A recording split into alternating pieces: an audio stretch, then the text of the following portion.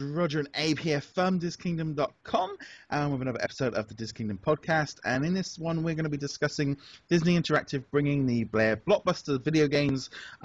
We've got Star Wars Battlefront, we have got Kingdom Hearts, we have got Star Wars Commander, we have got Tsum Tsums, and Disney Infinity 3.0 are all going to be on display and then presented at the presentation. So they're going to be at D23 at the Pavilion. They're going to be putting on a big show in front of a big packed 7,500 fans in the whole D23 theatre. And there's also going to be a pavilion on the floor. So yeah, so this is pretty good. What are you excited about seeing there? All of it. Yes. All of it. I mean, D23 2013, they had a presentation for Disney Interactive, and they just showed apps from the iPad, and then then they showed the Disney Fantasia game, and then finally it was Disney Infinity, and it was awesome. And they gave us that D23 Mickey, which was even better. Yes. But then this year, I mean, dude, we have the Epic Battlefront, which I got to demo at E3, which is amazing. Then we have Kingdom Hearts 3, which everybody got to see the trailer finally, and I hope we have a little bit of hands-on there. And then of course Disney Infinity. That's where I hope to hear more awesome announcements. And we probably might have a nice exclusive giveaway. So who knows? Yes, could be a figure, could be a poster. Who knows? Yes, or a power disc or something. Yeah, so I mean, Disney Infinity is going to be there in a big way because it's literally like 2 weeks from launch date. There's going to be, I think there's going to be a lot of reveals. I think it's going to be the last-ditch reveals before everything comes out.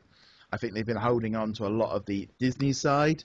And so I've got this just sneaky feeling that, whether or not it's the Marvel side or if it's the next wave or the Force Awakens, we still don't know a huge amount about the Disney Infinity side of it at the minute. And there's still loads of questions to be answered. And I think D23 is going to be the big, when they come out with the big hitters. They did it 2 years ago, didn't they? They came out with all the Toy Box characters and the Toy Box and the Toy Story set.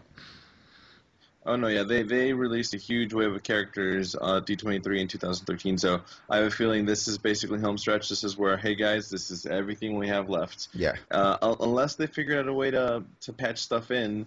I have a feeling we're going to find out the rest of the figures that we need to hear about. That also includes Episode 7, the playset. So we shall see. I mean, we still expect a lot of Disney characters too. So. But also, I think in general, for me, I look at this a very good way of, this is Disney's own special events that they put on. So that weekend that week when they put out the press releases and they put out all the information to all the press, etc., there's nobody else putting out that information like at E3 and Comic-Con. All the different companies are scratching over trying to get their content out. D23, that is theirs. They're going to be telling us about the new Hollywood Studios expansions. There's going to be Force Awakens. It's all going to be about Disney, and yes, just going to be lots of information there on that one. There's going to be loads. Also, but Bandai Namco are going to be showing off their Star Wars Battle Pods, which is a cutting-edge arcade-style gameplay. I think I'd look at them like $25,000 if you want them in your house or something. Yeah, they have these, and they were playable at Star Wars Celebration. I did not try it out because it was ridiculously long, the line, but they do look definitely cool and very pricey. Yeah, so they got dome-shaped screens, air jets, and a rumble seats, a fun experience. They've also got their mobile games are going to be at the Pavilion. You're going to have Star Wars Commander, a game I love. I still play that pretty much daily. Frozen Freefall and Line Disney Tsum Tsum is also going to be there. Perfect place to just try and sell some Tsum Tsums. Oh yeah. Oh yes. Can't wait. I mean, the Tsum Tsum game is just huge. It definitely feels this year like there's been maybe because they've got some huge games like Battlefront and Kingdom Hearts to come into it as well, but really kind of putting a lot of more emphasis on their video game department.